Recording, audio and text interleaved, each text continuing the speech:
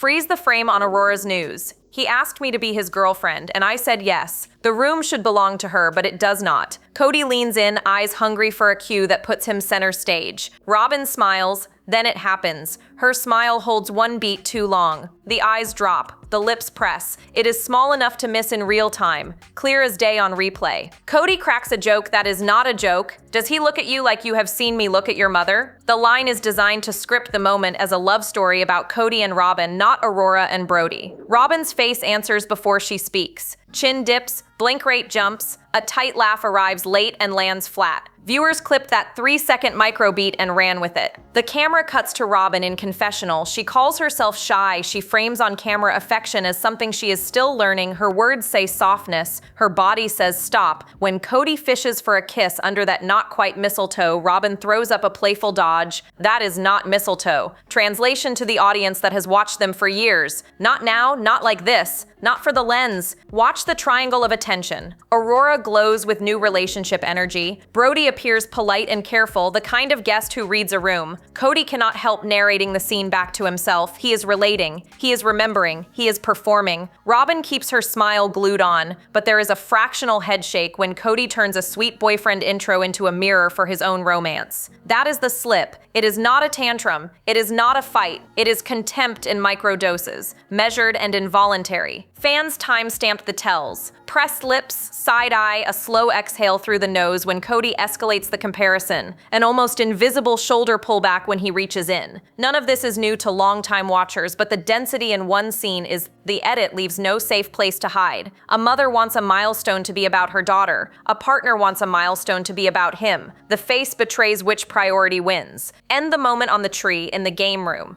Small tree, smaller space. Cody reaches for reassurance. Robyn offers politeness. The gap between those two choices is the entire season in miniature. The mask slips because it has to. The performance no longer fits the plot. The scene should have been sweet. Aurora, 22, sits with that nervous grin every adult child wears when announcing the start of something real. He asked me to be his girlfriend, she says, proud and shy all at once. It should have been a parent's moment to beam, nod, and step aside while the spotlight shines on her. Instead, Cody Brown steps forward, turns the camera toward himself, and makes it about him. The tone of the room changes instantly. He leans back with a forced chuckle. Did he look at you the way I look at your mother? The question hangs heavy. Aurora laughs nervously, unsure how to answer. Robyn shifts in her seat, her smile frozen somewhere between politeness and panic. In that tiny hesitation, viewers saw everything. The gesture that should have been about joy becomes another chance for Cody to rehearse his devotion story. A man still convincing himself his marriage to Robyn was destiny. Robyn tries to recover the mood. It's different, Cody, she says lightly, but the words sound like correction. Her voice tightens, her eyes dart away. Aurora looks down, fiddling with her hands, and Brody, the young man at the center of this, seems to sense he's stumbled into a script that wasn't meant for him. The moment reveals the real hierarchy in the Brown household. Even when the conversation centers on their daughter, Cody must reassert control. Every question, every comparison loops back to him and Robyn's romance, as though he needs to prove that his love story still outshines everyone else's. The more he tries to display connection, the more artificial it looks. Robyn's reactions make this scene unforgettable. Her nods are slow, her smile never quite reaches her eyes. It is the smile of someone performing comfort while wanting to be anywhere else. She gives the occasional uh-huh and yeah, but each word lands like an obligation, not affection. Fans freeze-framed her side glance, the quick look toward the camera, then down. That single flicker reads as silent commentary. Here we go again. Aurora continues explaining how she and Brody share faith and goals. She speaks earnestly, but Cody interrupts, pivoting into a story about how, in their culture, a young man would once have to ask permission to date. Robyn interjects, but she doesn't need permission. Her tone sharpens just enough to sting. Viewers could almost feel the shift from motherly support to quiet defiance. It's not just that Cody hijacked the conversation. It's that Robyn let the mask slip. For years, she's defended him publicly, softening his edges, explaining his moods. Here, she doesn't bother. The contempt flickers, an eye roll half hidden by a blink, a jaw that sets tight as he lectures about protection and purity. By the time the segment ends, Aurora's milestone is lost under Cody's ego. The parents who should have celebrated her independence reveal only their disconnection. The reveal wasn't about Aurora at all, it was about the unraveling of the couple trying hardest to appear intact. By now, audiences have learned to read every inch of body language between Cody and Robyn Brown. What once felt like effortless affection in the early sister-wives years has turned stiff and self-conscious. Every touch seems staged, every kiss timed for optics. The episode's second act makes this painfully obvious. Cody keeps reaching for physical reassurance on camera while Robyn keeps retreating behind politeness. The chemistry has curdled into choreography, and the cameras capture the tension in real time. Cody's idea of romance is demonstration. He believes showing affection equals proof of love, so he performs it with exaggerated gestures,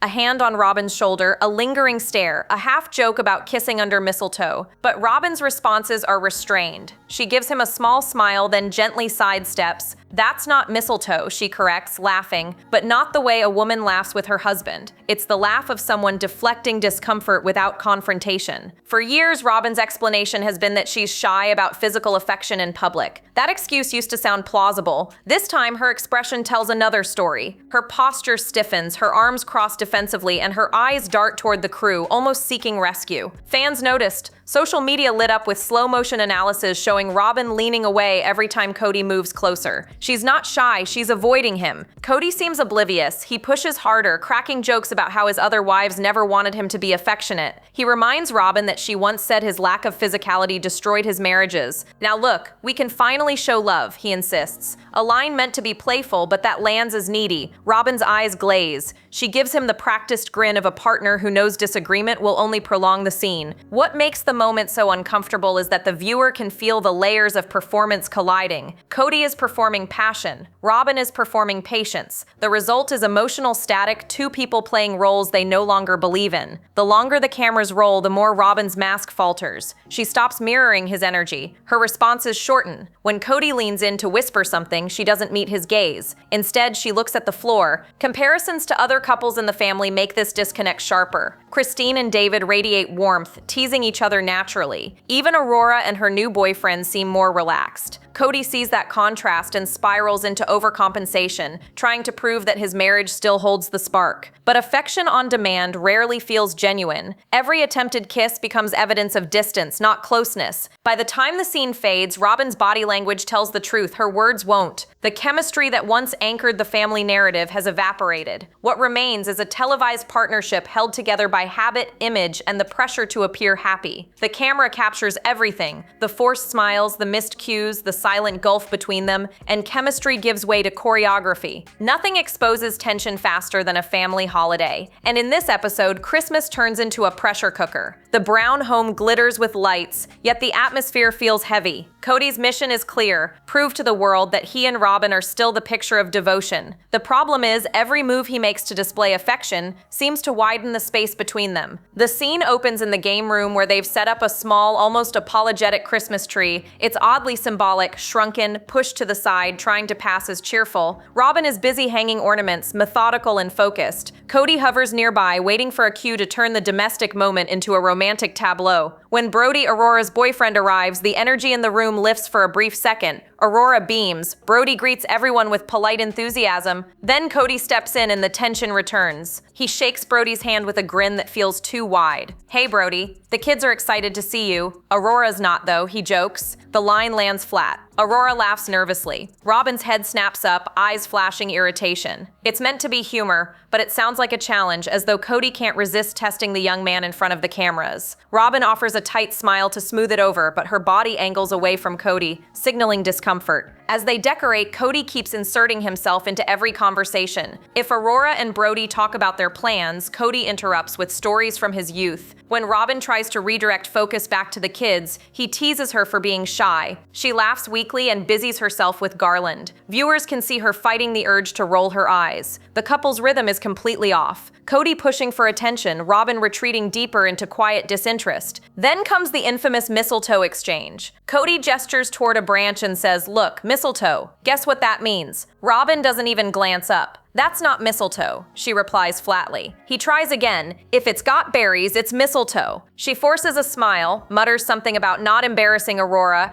and walks off to adjust the lights. The camera catches Cody's face fall, then stiffen into a forced grin. That fleeting reaction says it all, hurt pride masquerading as playfulness. Even Brody looks uneasy, sensing the awkwardness. He tries to lighten the mood by complimenting Aurora, calling her his special lady. Instead of letting the young couple enjoy the moment, Cody jumps in again, mimicking Brody's tone. "What about me, mama? Am I your special guy?" It's half joke, half plea. Robyn's expression flickers between disbelief and exhaustion. Her patience has limits, and this is brushing them. By the end of the Christmas gathering, the contrast is stark. Aurora and Brody share genuine smiles. Cody and Robin share tension disguised as affection. The tiny tree twinkles in the background, a visual metaphor for their dwindling spark. What was supposed to be a family celebration becomes the ultimate stress test, and Robyn's contempt flashes brighter than the holiday lights. What should have been a cozy family gathering quickly turns into a morality lecture that no one asked for. Cody, ever eager to establish himself as patriarch and teacher, shifts from small talk to sermon mode. With Brody sitting nervously beside Aurora, Cody launches into one of his infamous speeches, this time about purity, chastity, and what he calls protecting my daughter even from yourself. The cameras catch the awkward stillness that follows.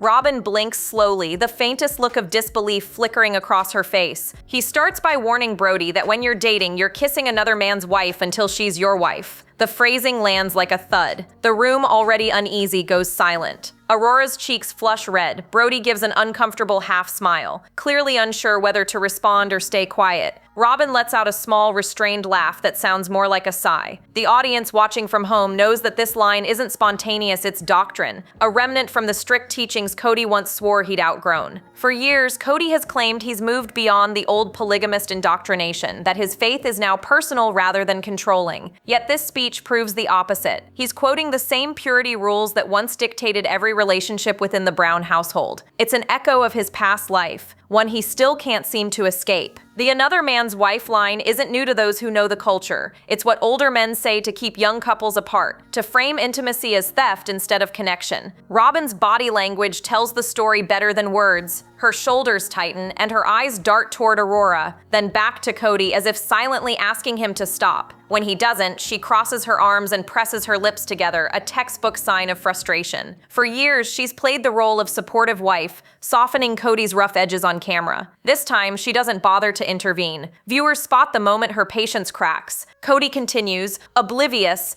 expanding his metaphor into a moral lesson about protecting love through restraint. He leans forward, gesturing with exaggerated sincerity, talking about vulnerability and responsibility. Brody nods politely, still unsure how to respond, while Aurora looks mortified. The cameras pan to Robyn again, her expression flat, eyes heavy with something close to contempt. This isn't concern, it's secondhand embarrassment. In that single scene, Cody manages to turn a simple introduction into an uncomfortable theology class. The generational divide is glaring. Aurora wants autonomy, Brody wants acceptance, and Robyn just wants the conversation to end. Instead, Cody keeps talking, desperately trying to sound wise, but only revealing how out of touch he's become. When the moment finally ends, the air feels thick with relief. Robyn forces a smile as if to reset the tone, but the damage is done. Cody's words expose not just his control issues, but the gulf between who he thinks he is and who he's become. The sermon was meant to assert authority. Instead, it spotlighted exactly why that authority no longer holds. After Cody's uncomfortable chastity lecture, the episode shifts into what should have been lighter territory,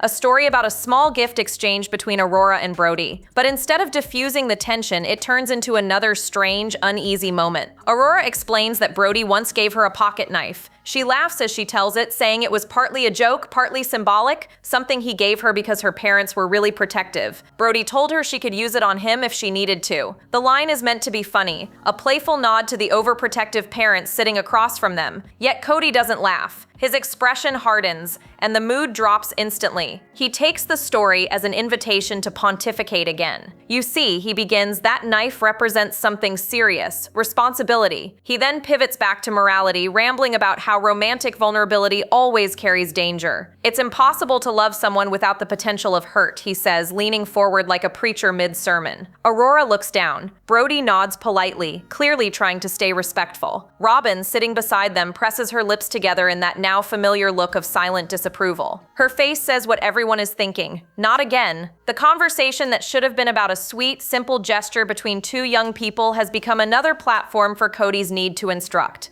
As he keeps talking, Robyn's composure begins to crack. Her jaw tightens, she shifts in her chair and exhales audibly, the first open sign of irritation she's shown on camera in years. For a woman who built her reputation on calm patience, that single sigh feels seismic. Cody continues undeterred, using the knife metaphor to circle back to chastity. A man's job, he declares, is to protect my daughter even from himself. He delivers the line with grave sincerity, as if expecting applause for his wisdom. But the camera catches Robyn's eyes roll ever so slightly before she looks down at her hands.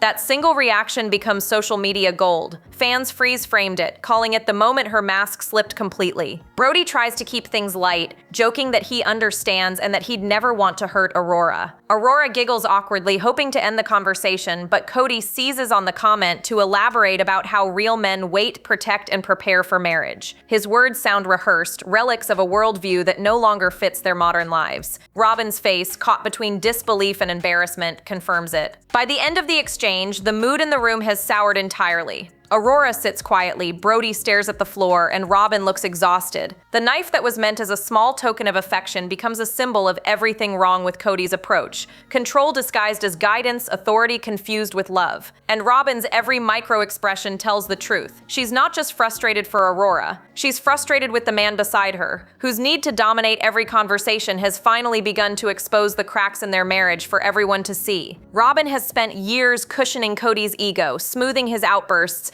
and nodding through his endless monologues. But in this episode, she stops pretending. Her voice gives away the exhaustion that her face can't fully hide. The moment that defines it comes after the knife talk, when Cody, unable to tolerate silence, tries once again to steer the narrative toward himself. He watches Aurora and Brody exchange a shy look and immediately turns it into a competition. "Does he look at you like I look at your mother?" he asks, grinning as if this were charming. The room freezes, Aurora forces a smile, Brody stares at the carpet. Robyn exhales through her nose, the universal sound of someone running out of patience. This need to compete isn't new. Fans have seen it before. Cody's pattern of inserting himself whenever affection is exchanged near him. When Christine found happiness with David, Cody overcompensated with public declarations of his own perfect marriage. When Janelle's kids thrived independently, he doubled down on his father-knows-best persona. Now, with Aurora experiencing her first serious relationship, he can't resist hijacking her joy to validate his own crumbling one.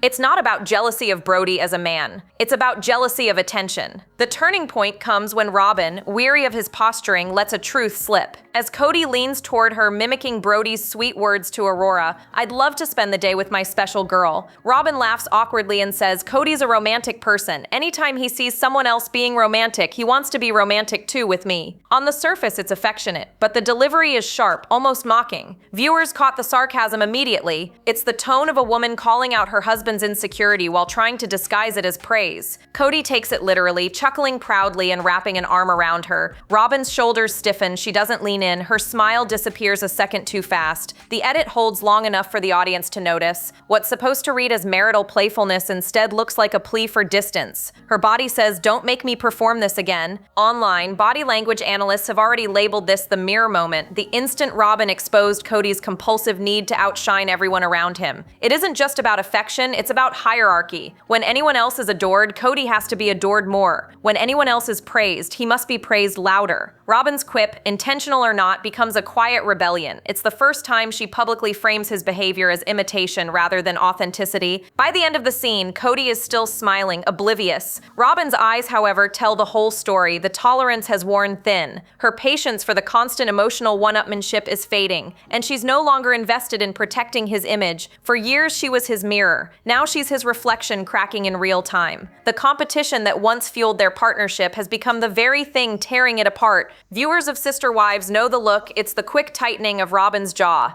the half blink that lingers just too long, the exhale through her nose as Cody launches into another self-focused tangent. In behavioral psychology, these micro-expressions are called leakage, momentary flashes of genuine emotion that the face reveals before the mind can filter. In this episode, Robyn's leakage is constant. The tiny smirks, the pursed lips, the sideways glances all read as contempt, the most corrosive of the 4 classic relationship warning signs. For an audience that has followed this marriage for years, it feels like watching the first visible cracks in a carefully painted mask. During the Christmas scenes, Cody's every attempt to prove affection becomes a trigger. When he nudges her for a kiss under the fake mistletoe, her smile freezes. She doesn't look at him. She looks at the floor. Her laugh is delayed by half a beat, a polite placeholder for genuine warmth. The camera lingers long enough for viewers to see her eyes dart toward the crew as if silently begging for a cut. Contempt in this context isn't dramatic rage, it's quiet rejection. The body saying enough while the mouth still says okay. The most telling moment comes during Cody's morality lecture. As he repeats the line about kissing another man's wife, Robyn's expression collapses into open disbelief. She looks at him the way someone looks at a stranger telling an outdated joke at dinner. Her lips tighten into a near imperceptible line. The corners of her mouth twitch downward. It lasts less than a second, but fans clipped it, slowed it down, and posted it across social media. Side-by-side comparisons of her earlier seasons show how far she's drifted from the adoring newlywed persona she once performed. What makes the contempt so striking is that it's unguarded. Robyn built her brand on grace, soft tones, empathy, emotional steadiness, yet here she can't hide the fatigue. Cody's constant need for reassurance has become public spectacle, and Robyn is done playing the audience. In one confessional segment, she admits that being on camera with him can be embarrassing, that she's still learning to show affection. But her tone is flat,